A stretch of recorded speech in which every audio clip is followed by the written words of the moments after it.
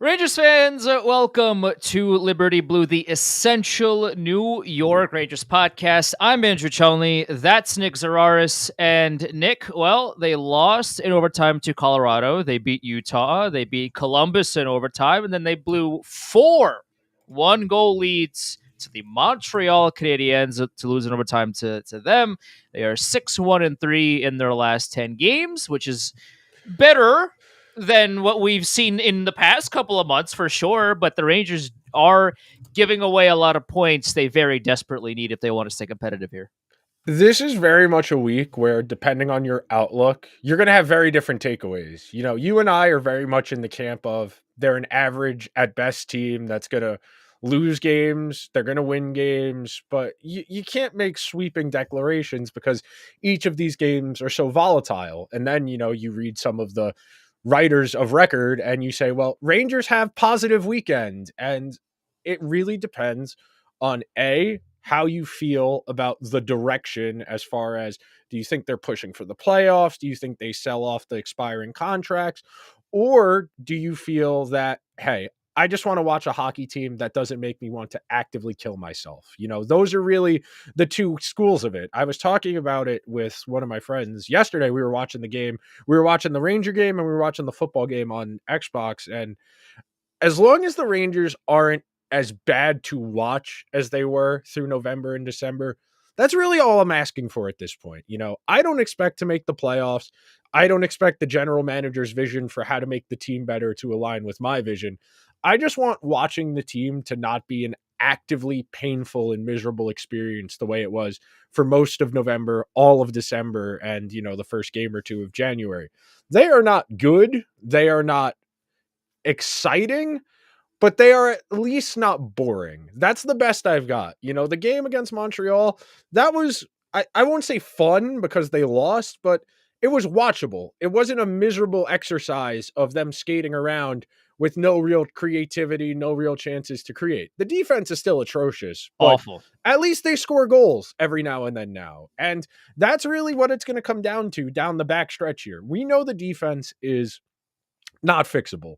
They have 2.5 defensemen you feel reasonably confident in. And on a given night, it might be as few as one defenseman you feel reasonably confident in. If the offense can score 4 goals, they're going to have a decent chance winning most nights because of the goaltending. If they can't score 4 goals, they're probably not going to win the game. It's really that simple. That's what these final 36 games are going to come down to.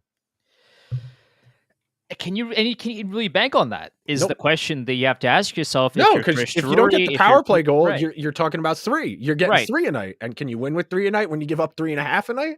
The question that Peter Laviolette has to ask himself, Chris Drury has to ask himself, everybody on the roster has to ask themselves, if we score 3 or 4 goals a game, in theory, that should win you a lot of games, right?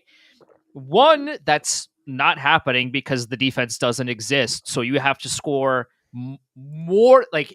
The idea that for a team to score 4 goals a game isn't enough because you hemorrhage so much defensively that you have to score more than 4 in order for it to be a comfortable win for you is such a massive red flag that, Stanley Cup contenders don't even come close to that being a potential issue. If a Stanley Cup contender can score 4 goals a night, they are winning the Stanley Cup. And that's the biggest difference that we have to highlight here as we go to the last 40, 38 game or whatever it is for the rest of the season.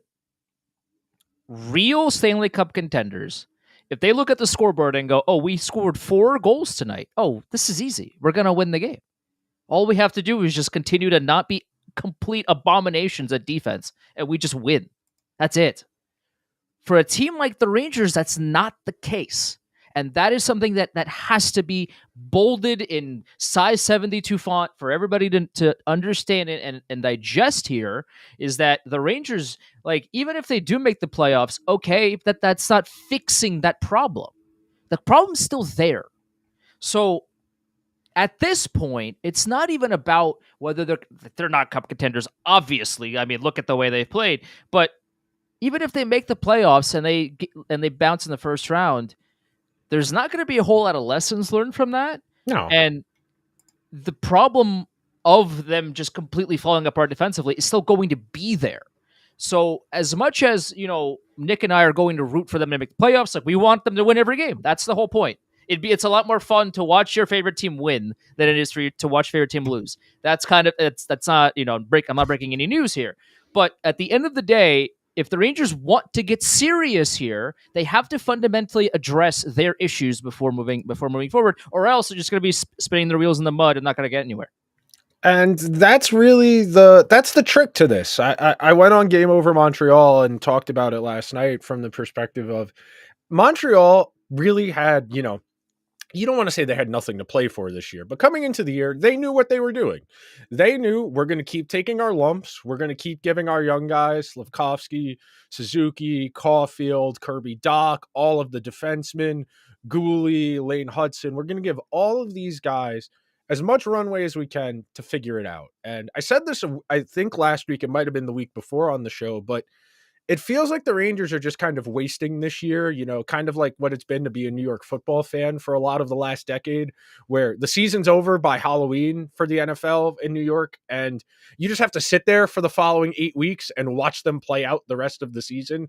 And all you can think about is the offseason, because I think, and I was this morning, I had to get up and go dig out my mom and my dad's car before I did anything today. And while I was Like snow a good blowing, son.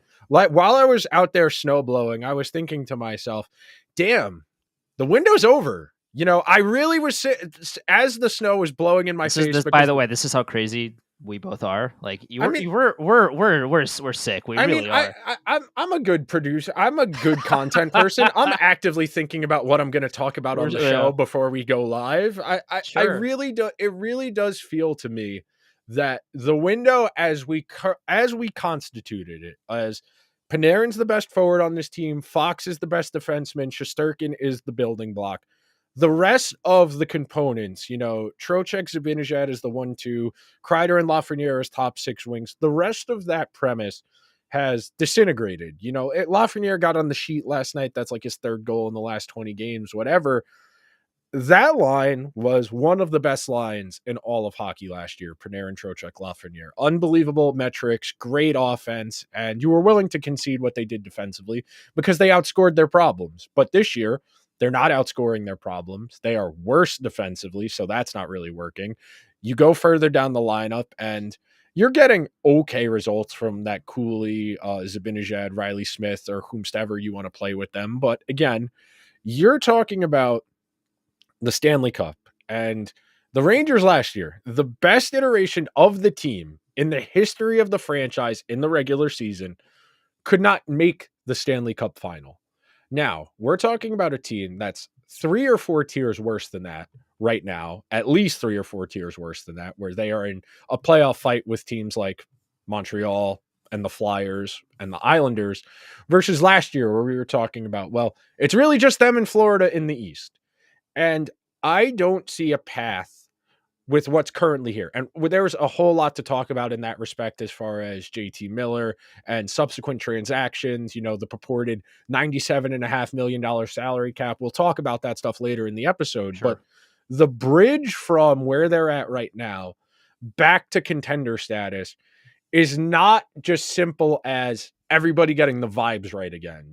We've used the metaphor of toothpaste out of the tube a lot this season, but it doesn't feel like you're putting this group back together. It fundamentally feels like, even though they took out Kakko and they subtracted Trouba from the group and Gaudreau as well, Kakko, by the way, played real well. That's another thing we're going to talk about real well in Seattle.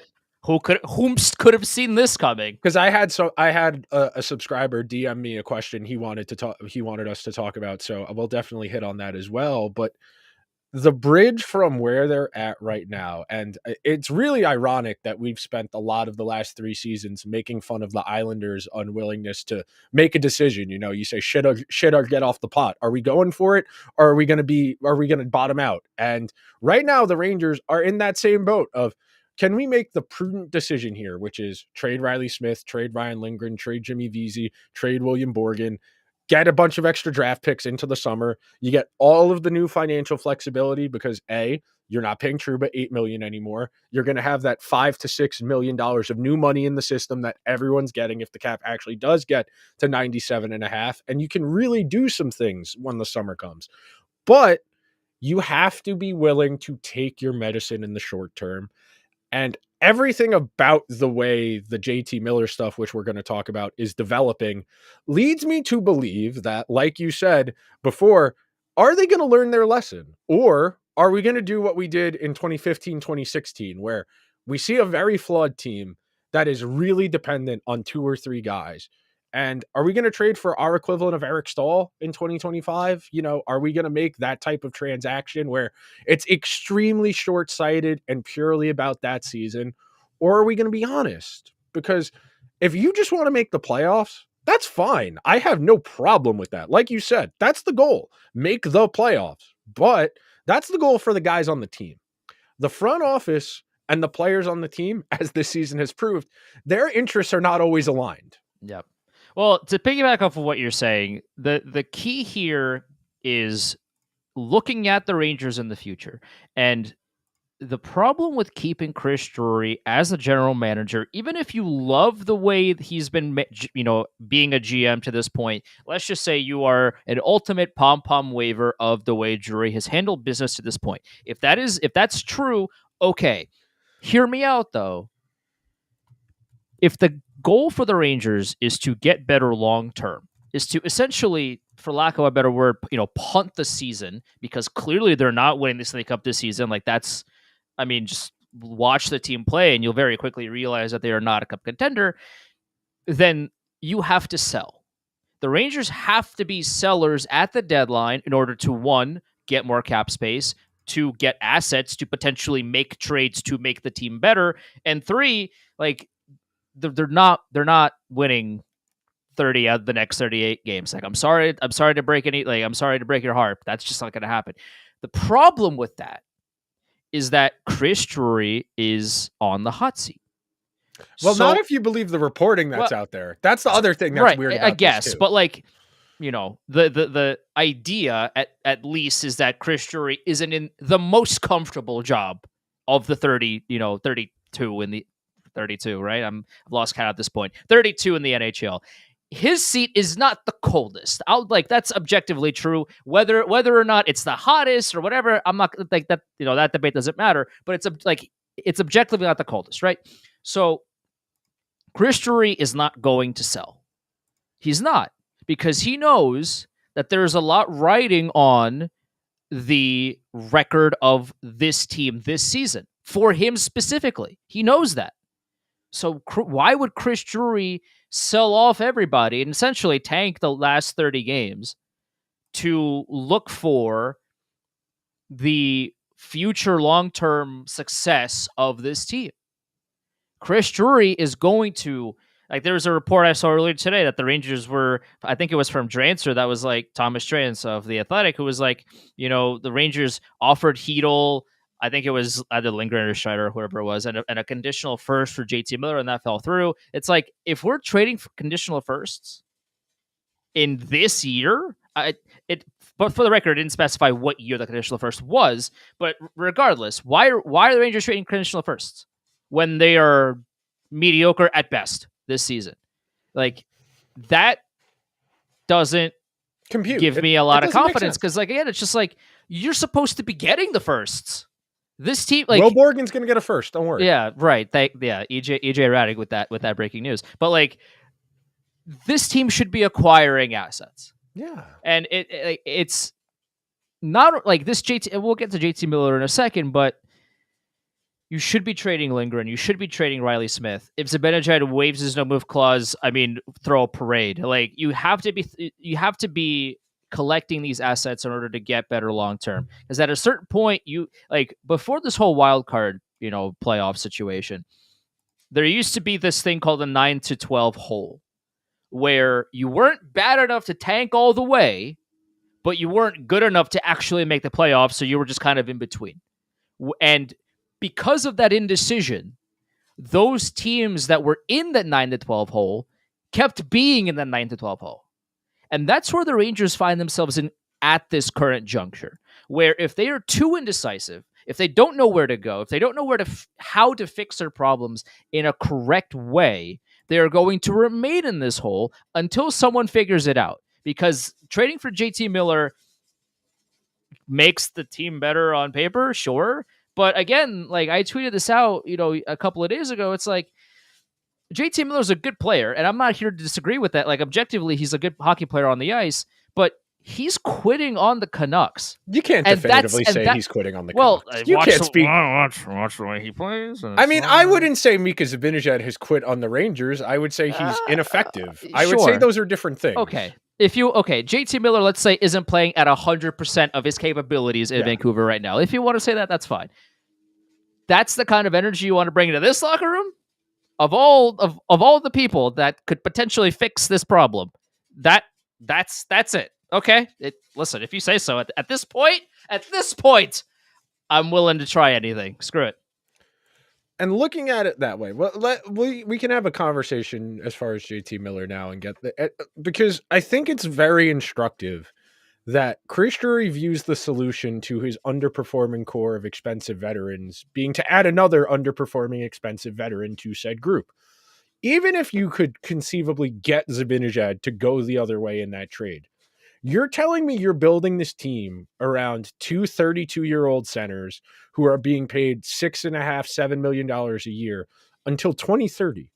You're telling me the plan here is to pay JT Miller until he is 38 years old, to pay Vincent Trocheck till he's 37 years old, and that's supposed to be the backbone of a Stanley Cup contender. And like, let's say hypothetically, Gabe Perreault's good out of the gate. He's a 60, 70 point forward. He's playing first line right wing.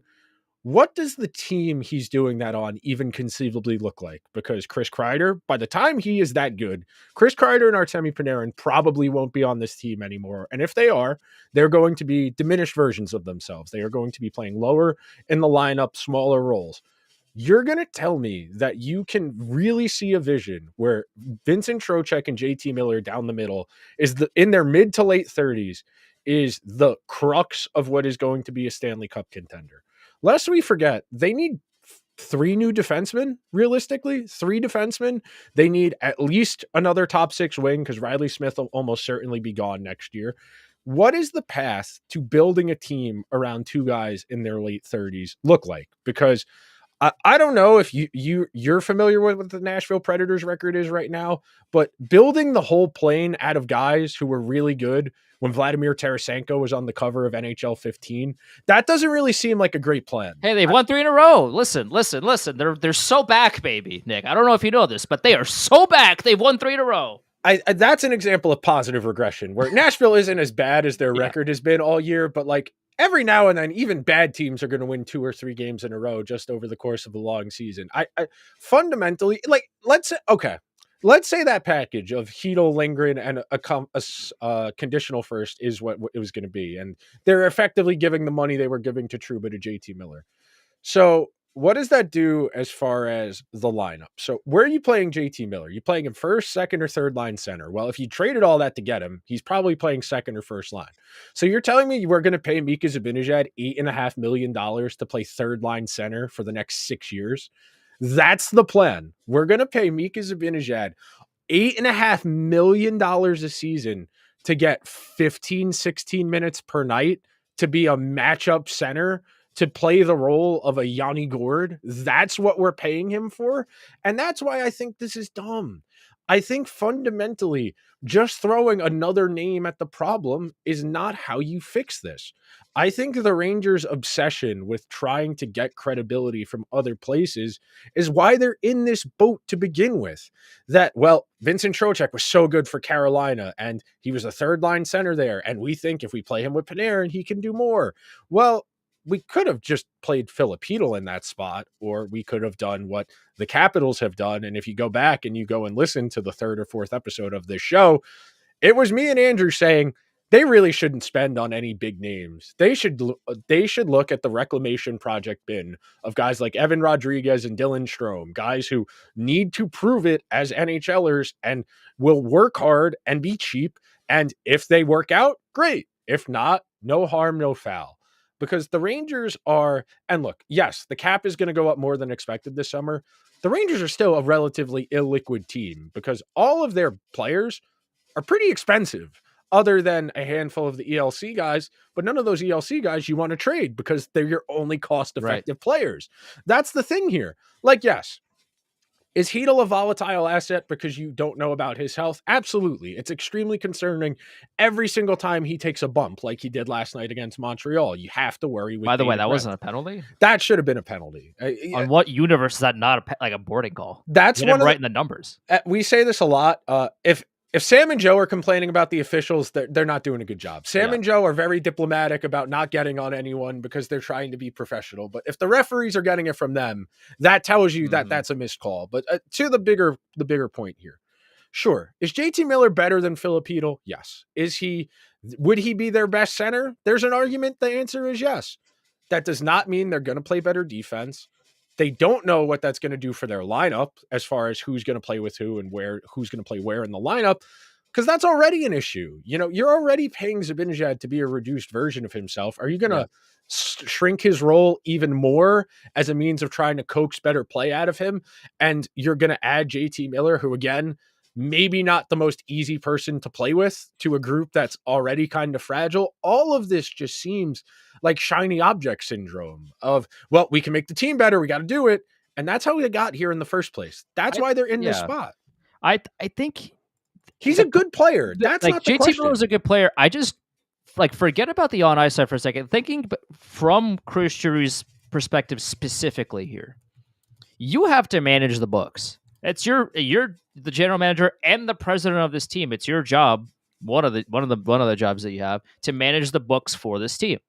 If you trade for JT Miller without sending out an equally bad contract, you are destroying the long-term prospects of this team, because now you already have a lot of money tied up in only a few players.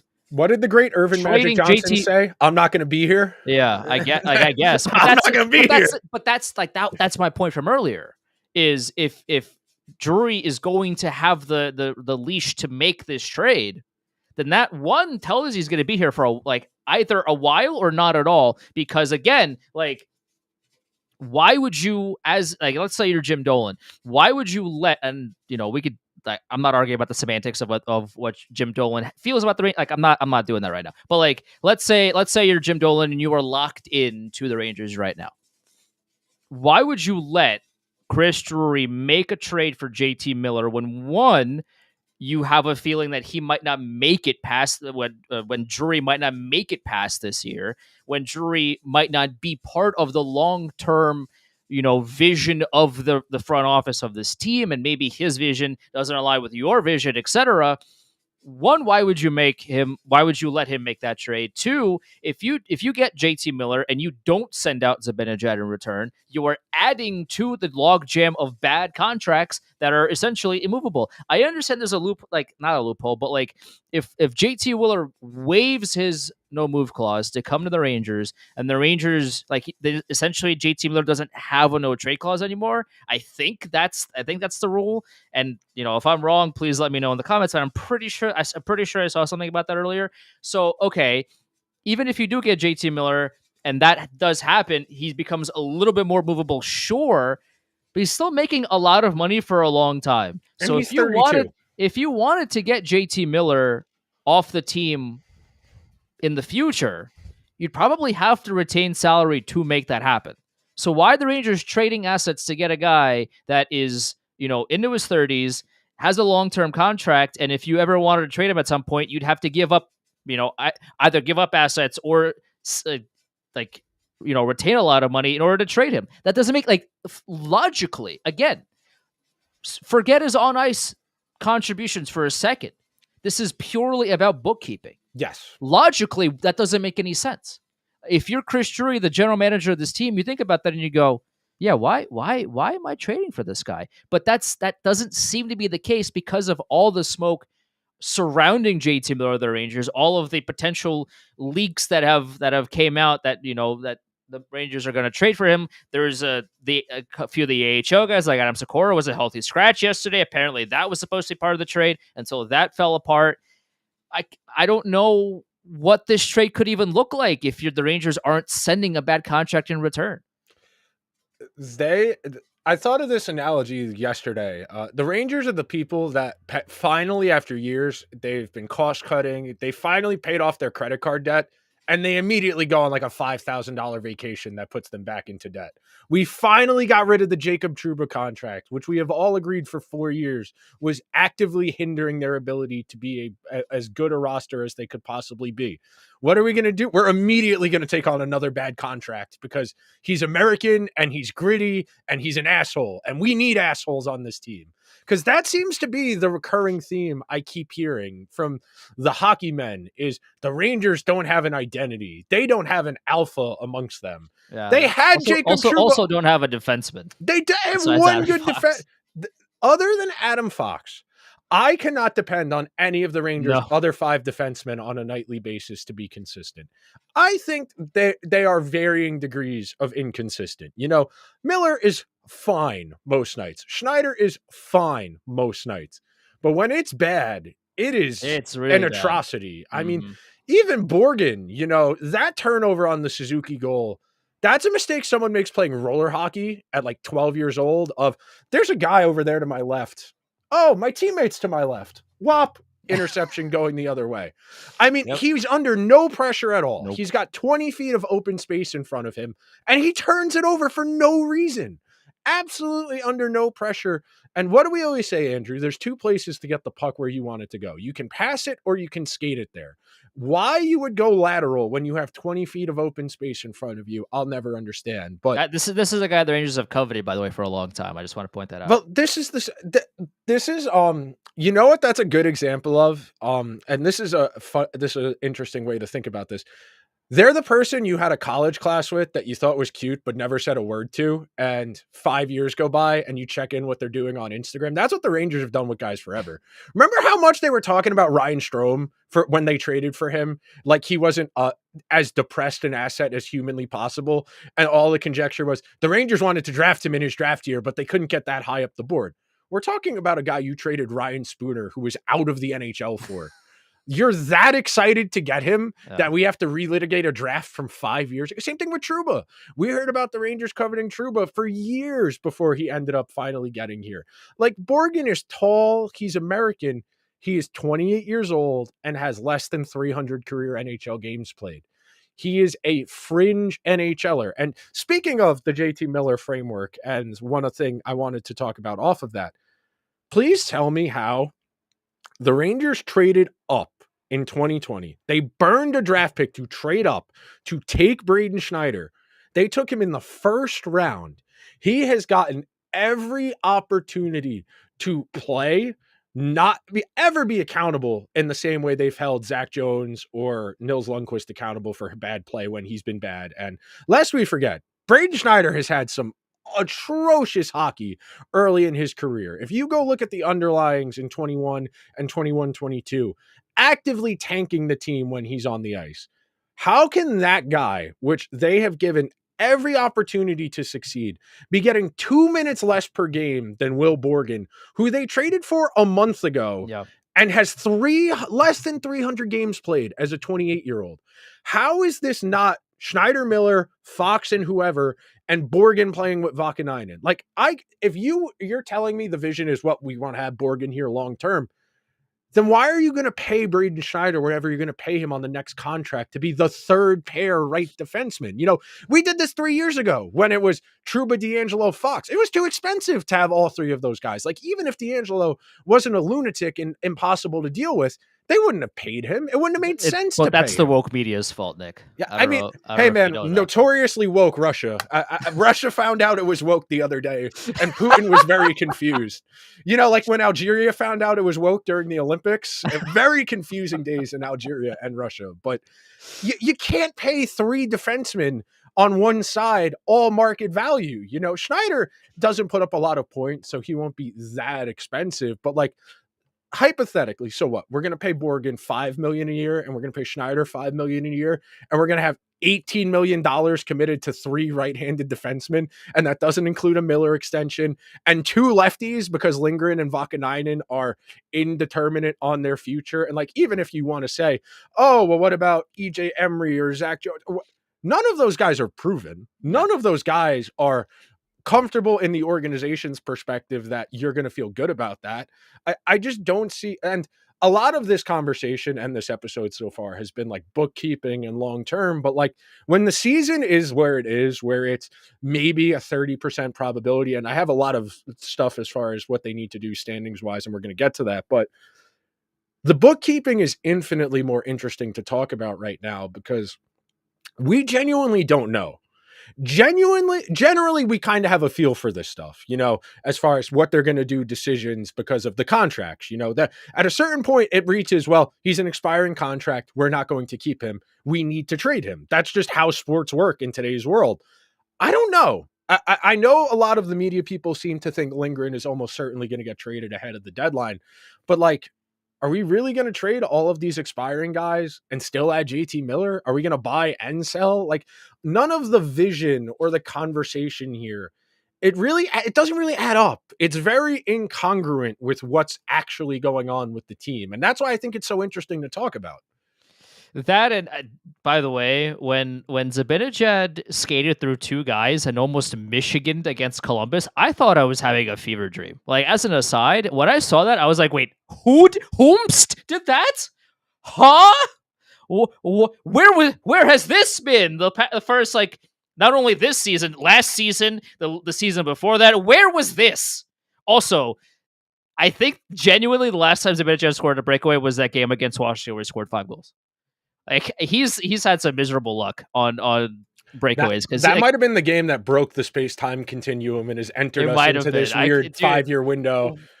That was 5 years ago, 2 months from now. And that's as I tweeted this out when it happened, but also like as an aside, like that's why I'm so frustrated with Mika Zibanejad. It's because he clearly has the talent to do that and just chooses not to. Like that's been one of my biggest complaints about him. Like, besides the defensive black hole he's been this season, like, brother, you just destroyed 2 guys, and then you try to Michigan. Where has this been? Like, where did this come from? Did I imagine that? Like, was that a figment of my imagination? Why don't you just try to do that against Columbus? Like, bro, if you could do that, where is this more often? I'd like to see it. But yeah, no, like, this team is in a very weird position, but they're not making it easier for themselves. Like I said, like, and you talked about as well. Why are we trading for JT Miller when he doesn't actively solve any problem that the Rangers currently have? Like, the Rangers have scoring issue. They have a top 6 issue. Yes. Does JT Miller fix that to some degree? Yeah. I mean, yeah, he's a hockey player. So by default, on paper, bringing in JT Miller would make this offense better, and also his defense. He's not a bad defensive forward either. But the biggest issue right now for the Rangers is they can't defend anybody. Like, one of the hosts I work with, Brian Geltzeiler on NBA Radio, he likes to say that X player can't hold my spot at the bank. Like, the Rangers right now can't defend it. Like, they can't defend anybody right now either. So if somebody wanted to cut the line at the bank, the Rangers would let them do that because they can't defend. So bringing in JT Miller would fix a little bit of the offense, yeah, but there's a fire going on, bro. You pouring a JT Miller's a bucket of water. You're throwing a bucket of water onto a blazing fire. Like, you're not putting it out. You're ignoring the bigger issue here, and that it doesn't align with the trajectory of the team, neither short term nor long term. You are on ice and off ice, right? You mean to tell me that with JT Miller, this team was going to win the Stanley Cup? That's your solution? The answer is no. So you're going to trade for a bad contract to add on to your existing bad contracts, which hinders you short term, hinders you long term, doesn't actually fix your biggest issues now or later. So why do you do this? Again, like, if Zibanejad were to waive his no move to go, if you to were Vancouver, sending Zibanejad out, I could justify it. Yeah, I wouldn't do it, but I could justify it. That's my point. Is if the trade is Zibanejad and like Adam Sikora or and like insert player, like insert non, A-list player here for JT Miller and like a fourth round pick or whatever, that is way more justifiable because at least you're not adding to the pile of bad contracts. If Mika Zibanejad somehow, if you could convince this man to waive his no move, for him to be sent to Vancouver and to get JT Miller in return, that makes a lot more sense. But as it currently stands, if Zibanejad isn't going anywhere and all of your biggest contracts are still on the team and you add JT Miller, that makes zero sense whatsoever. I, for one, hate that we have to play telephone.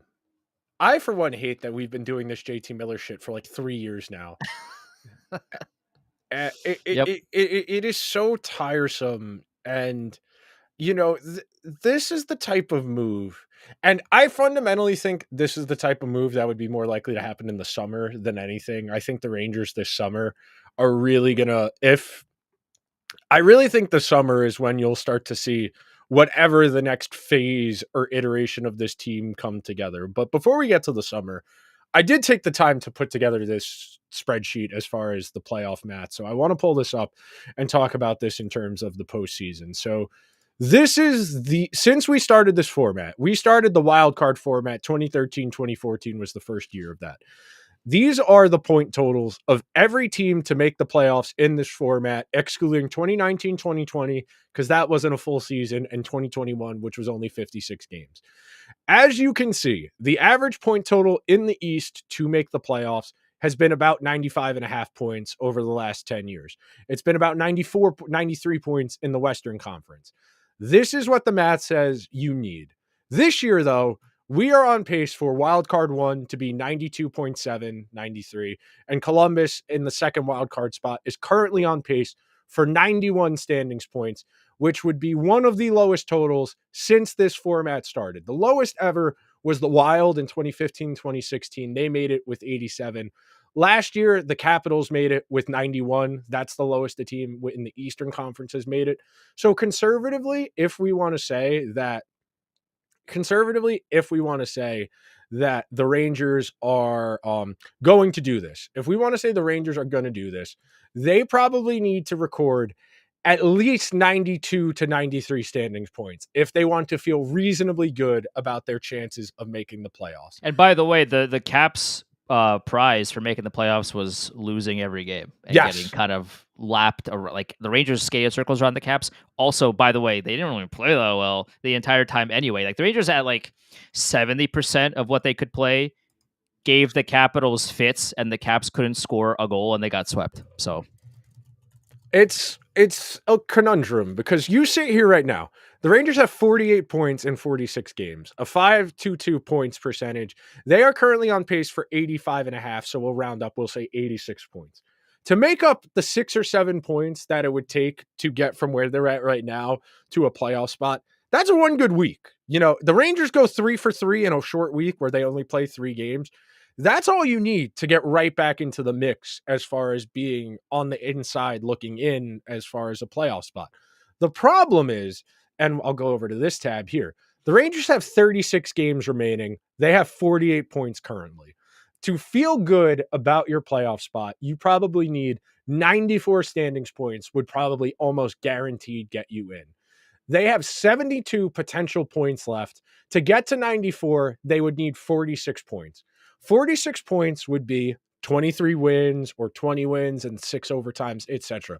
You're going to need to play close to 600 points percentage hockey rest of the way. Now, for 30-something games, that is not implausible. To get to that 22, 23 win mark, you would need to get to the requisite point total. That's not implausible, but it's going to require something they haven't done all year. And like we said more than once on last week's show, they have the capacity to rattle off a couple of nice stretches where they go, 4-6 or 6-9, 6-10. If they can rattle off 2 or 3 of those, they very much can be right back in the mix. The problem is they haven't done that at all this year.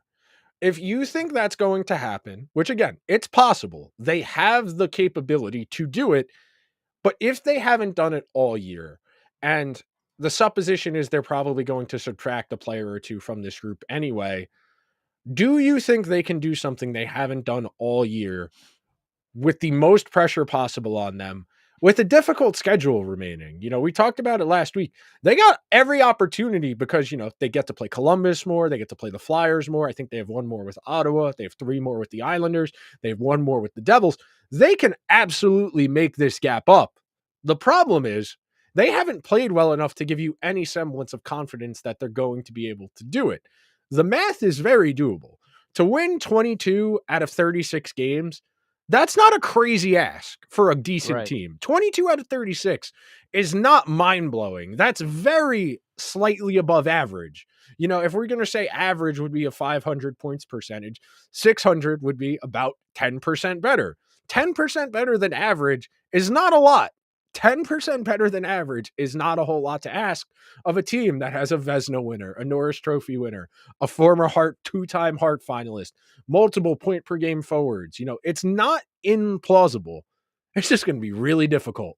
Yeah, and I mean, we have examples of recent teams doing it, right? The St. Louis Blues obviously are a very famous example. They were dead last in January, and then they won the Stanley Cup. And a couple of other, the Oilers were bad last season, and they just won everything, and then they made it to the Cup final, right? Like we have examples of that. And Florida a few years ago as well was also like very middling, like Rangers are currently. Florida took something like winning 6 out of their last 8 to make the playoffs for Florida. Something like and then they went to the final. Like these examples exist, so it's not, especially in modern. Like we're not talking about the 1954 Chicago Blackhawks. You're like, this is current era NHL, and teams have done this. So is it out of the realm of possibility? No. Is it extremely difficult to replicate? Absolutely. And that's the thing where that's what we have to keep in mind here is like, you could have and you should have beat Columbus in regulation. You didn't. You won in overtime. Okay, so you got the 2 points out of it. You still gave Columbus one. You had every opportunity to beat Montreal in regulation. You had 4 1-goal leads, and you blew all of them, and then you didn't play defense, and then you lost in overtime. These are games that you could have won and gotten points from. Colorado, another one. You didn't have to go to overtime, but you did, and then you lost in overtime. So again, you keep giving up points. These are winnable games that the Rangers have to be, not only winning just winning as a whole. You got to win against Columbus in regulation. You got to win against Montreal in regulation. You got to win against Colorado, even if it's in overtime. Every single point for them right now, if their goal is to make the playoffs, is so extremely valuable, but they keep giving those points up. And on top of that, like you mentioned, the schedule for them doesn't get easier because now, like most of their second half schedule is against teams that are right there with them in the same situation. You're going to play Montreal, you're going to play Boston, you're going to play Philadelphia, you're going to play the Islanders. Like all these teams are right there too. They understand, like they see the standings just like we do, just like the Rangers do. Everybody knows it's like those games are going to be battle of the death. Whoever's last alive is going to win this game. So the fact that, the Rangers are well aware of that and they're still playing the way they are, like better than they have been in November and December, sure, but the bar in those 2 months was so low that, like, by comparison, they're a cup contender just by oh my god, it's not as bad as it was. Oh my god. So the fact that we know what their schedule is, we know what the path for them looks like to make the playoffs if that's their goal, but you could have banked a few more points here, and you could have taken away some points from teams that need them as badly as you do, and you didn't get it done now. So how much faith do I have that you're going to do that the next 3 months of the season? So let's look at this, okay? I have their schedule up in front of me. Ottawa, Philly, 2 straight games against teams you're in direct competition with. Colorado, Carolina, teams better than you. The Bruins, about where you're at. Vegas, better than you. Boston, again, where you're at. Pittsburgh is worse than you. Columbus is better than you. Buffalo's worse than you. Pittsburgh's worse than you. The Islanders are worse than you. Toronto, better than you. Nashville, worse than you. The Islanders, Washington, Ottawa, Columbus. Winnipeg, Minnesota, Columbus, Edmonton, Calgary, Toronto, Vancouver, the Kings. That stretch of the season, which is right after the trade deadline, which is like the 11th through the end of March, that's probably where the season gets determined, where how they play through that game 6 game block of the schedule is ultimately going to determine whether they have a chance, because after that it gets a little hairy. Even after that, you get a slight reprieve with the Ducks and the Sharks, but then it's a sprint to the finish. Minnesota, the Devils, the Lightning, the Flyers, the Islanders, Carolina, Florida, and Tampa. You're telling me we're going to go down the stretch here, play 600 points percentage against a good chunk of that schedule is better than you, just based on how we've played this season so far. And maybe you drop JT Miller into this group. Maybe. I still don't think hanging your hat on just making the playoffs and feeling like that's an accomplishment is something that a group that has cup aspirations as soon as next year should be hung up on. And there's one more thing I do want to say on that. I can see a world where if you wanted to talk me into, well, we want to trade for JT Miller now, so that way, by the time next season starts, we fully know how we want to use him in our lineup, who he's going to play with, all of that stuff. That's not the worst idea in the world. We have seen examples of that thinking work out reasonably well. Ottawa did that with Jacob Chikrin. Ultimately, it didn't work out for Ottawa, but based on where they were in the standings and what they were trying to do, it made sense at the time.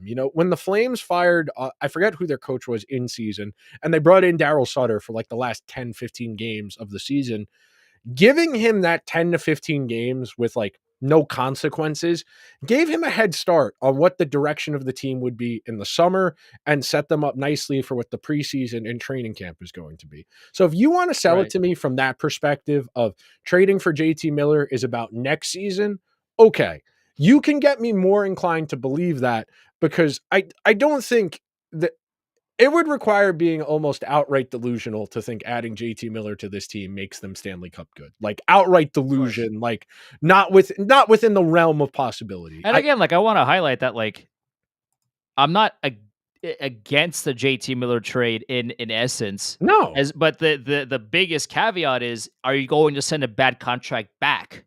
Because if you don't, then this trade doesn't make any sense at all, and it's just a miserable trade, because you're just making bookkeeping an atrocity to get through for the next X number of years. But if it's a trade that sends out a bad contract and JT Miller comes in, fine. That's okay. I'm not inherently against that. JT Miller's a good player, like we talked about, but you got to make the bookkeeping make sense. That's the biggest concern I have.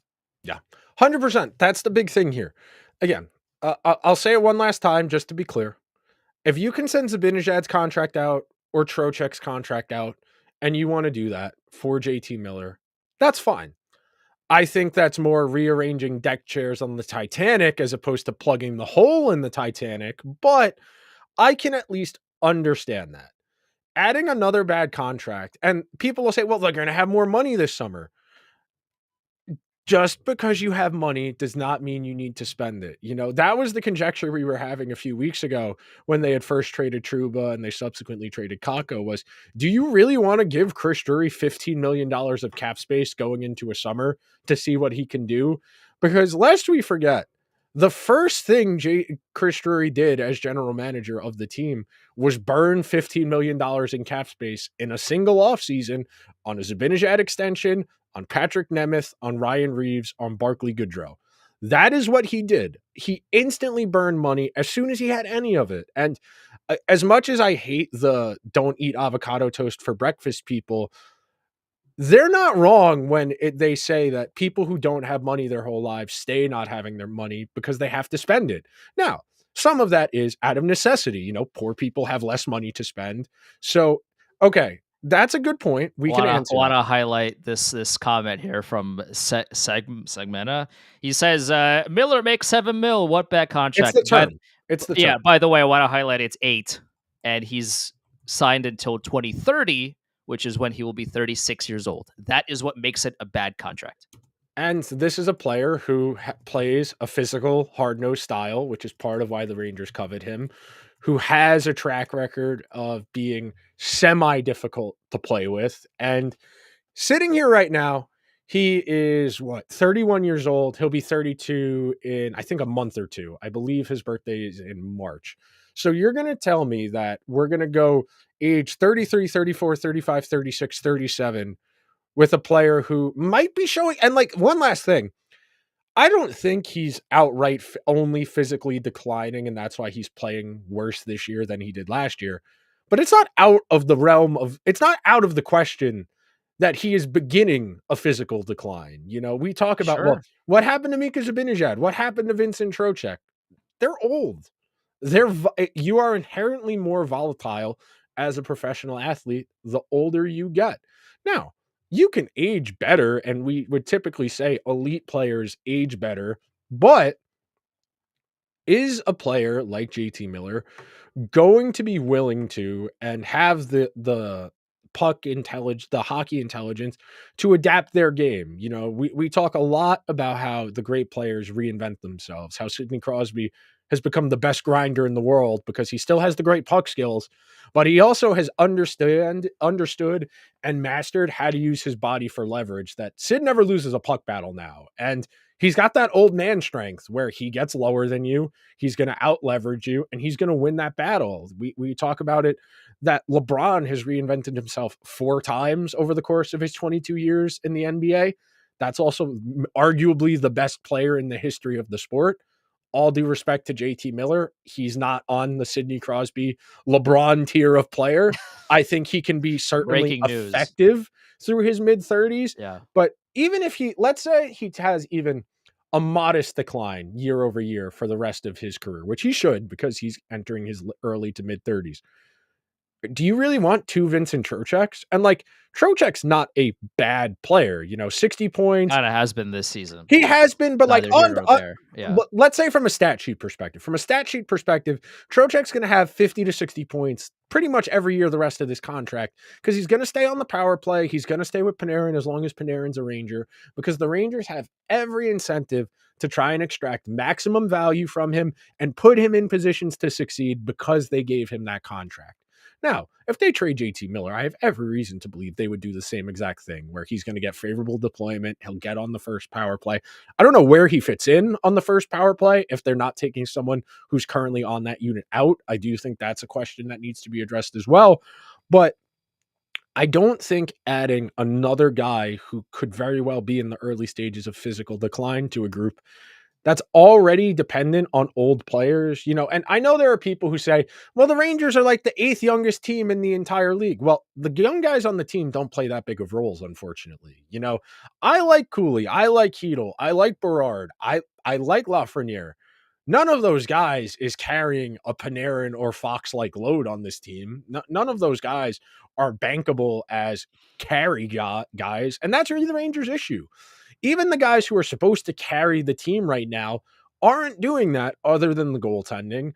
And that's why, instead of being what they've been in years past, like what they were 2 years ago, where they were winning games, but they had noticeable and discernible flaws, they're just mediocre now because the guys who were carrying the team, and look, Panarin still has decent counting stats, but he's not carrying the team the way he did last year. I mean, No. he was a Hart Trophy caliber player last year. This year, he's just a point per game forward. And that doesn't sound like a big drop off.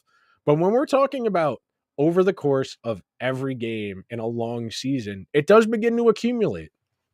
It does, yeah. And the key here to remember again is they were the best team ever in their history last season. They still did not make the cup final, which I understand. We talked about it. It's obviously hard to make it. It's there's a lot of mitigating factors, but at the end of the day, this is your best team in your 100-year franchise, and you did not make the cup final, and your logic is, okay, we're going to bring back the exact same team pretty much and run it back, and now you're you're not even in the playoff position right now.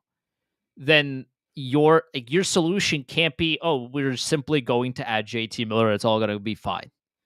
There's clearly other underlying problems with the core, and we've highlighted this for we had this show for nearly 3 years now, and we've highlighted these same problems for the entire duration of the podcast. 5-on-5 has been a problem. Defense has been a problem.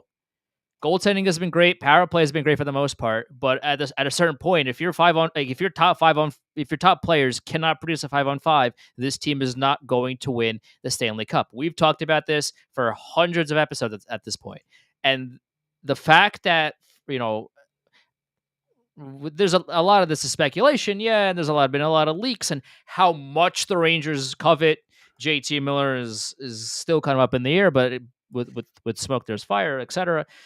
If the Rangers thought is the best solution to our problems is if we can get JT Miller and he will erase everything, what are we doing? At a certain point, like what is the goal of this team?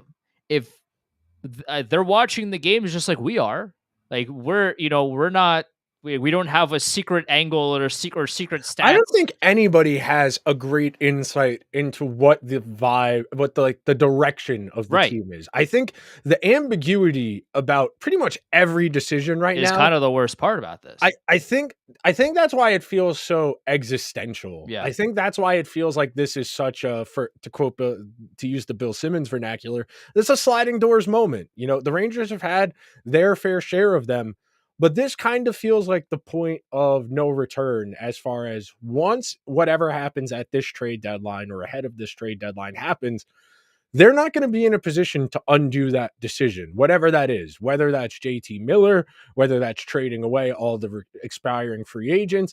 And fundamentally, like if we were talking about this just as an exercise and decision making and evaluation, you're not going to get anything great for what you have for Lindgren, Borgen, Smith, Veazey. You're not getting anything great. You're getting for a those. first round pick for Will Borgen, but that's neither here nor there.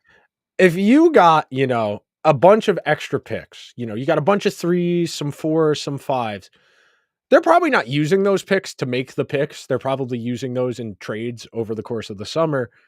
And that's where I feel like the decisions have to actually happen. I feel like this summer is where you get whatever that next version of the team is going to be, because even if you add JT Miller right now, I think that's more about next year than the rest of this season. And the problem with that, of course, is he'll be 33 by the time next year's playoffs start. So even if you want to say, well, what's wrong with waiting for next year? Well, again, you're adding volatility to a group that already doesn't have a ton of flexibility. They don't have a ton of great assets. People like Gabriel Perreault. People really like Brendan Othman for the last 2 years. And he can't get in the lineup at the NHL level, even after coming back from injury. And sure, you could say, well, they're going to trade guys and they're going to get spots for him. They'll get spots for Berard. Perreault might come up this year. All that's great. The Rangers have famously played young players. They have done a good job with young players. Yeah, even if they play famously, their track record is just fantastic when it comes to young prospects that need ice time. That's been their bread and butter. One last thing on this subject before we get out of here. And I forgot who said it on Twitter, but I can't give them credit. But if you're watching or listening and you want credit, please shoot me a DM or leave a comment on the stream. But they said, it feels like the Rangers just decided that Kakko wasn't going to be what they wanted him to, and they just got rid of him. And Seattle looked at him and said, well, we could do something with this. We can do something, And I made this analogy on Game Over Montreal last night, but it's Facebook logic. But like, if you ask a fish to climb a tree, the fish isn't going to be able to climb the tree. The Rangers were asking Kaapo Kakko to be everything all at once. Just gonna highlight this comment really quickly. Rempe is better than Othman. Rempe can't play more than 10 minutes. I don't know who Otherman is. I'm gonna be a hundo P with you. Rempe is better than Otherman. At this point, if Matt Rempe can be Arbor Jackeye, that'd be a miracle. Yeah. I don't see it. I'm so over. It's not worth talking about. It's not worth talking about. There's a reason I didn't write it down in my notes. Great, he fought Jackeye. They still lost. Doesn't matter. It's inconsequential. But and again, shiny object. Instead of talking about how the team is mediocre, they've got people talking about, oh, they're doing a Matt Rempe bobblehead night in Hartford. That's great. I don't care. I fundamentally do not care. I There are want to more. watch the team win hockey games. I don't particularly care about anything else. That's really what it comes down to, man. And look, everybody can watch how they want to watch. That's not like a referendum on what you care about, what you are as a fan. But like, I care about winning. At the end of the day, you only get so many kicks at this can. You only get so many years of prime Shesterkin, prime Adam Fox, and you've already burned 3 of them. And you got close twice. It sucks it took you this long to kind of realize, hey, our core is kind of old and not improving. And it's unrealistic to expect guys in their early 30s